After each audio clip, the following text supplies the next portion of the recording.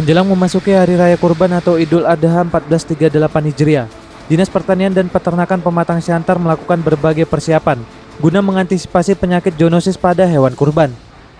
Zoonosis merupakan penyakit atau infeksi yang secara alami yang dapat ditularkan dari hewan kepada manusia. Pada perayaan Idul Adha mendatang, umat muslim nantinya akan mengadakan penyembelihan hewan kurban secara massal di tempat terbuka. Oleh karena itu, guna mengantisipasi masyarakat dari resiko penularan penyakit zoonosis, diperlukan pembinaan dan pengawasan teknis kesehatan hewan kurban. Perhatian ini dimulai dari pemberangkatan hewan, penampungan, penyembelihan, hingga distribusi daging kurban kepada masyarakat. Nantinya Dinas Pertanian dan Peternakan akan melakukan sosialisasi kepada petugas atau panitia kurban.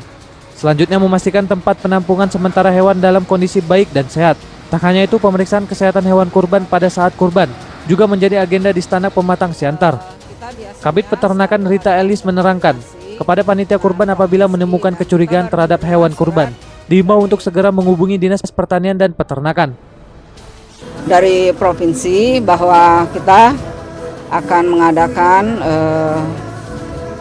informasi atau memberi informasi bagaimana pelaksanaan dari kurban, baik macam mana hewannya yang akan dipotong, dan kita juga akan memberi laporan ke provinsi nantinya berapa hewan kurban yang dipotong di Kota Pematang Siantar, baik itu lembu, baik itu kambing.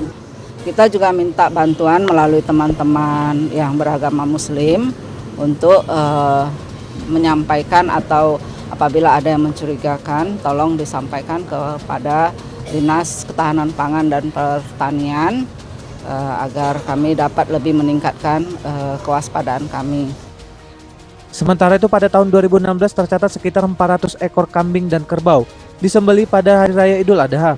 Di Stanak juga mengimbau kepada panitia kurban nantinya pada proses penyembelihan dan pendistribusian daging kurban tidak menggunakan kantong plastik hitam dan terpal hitam.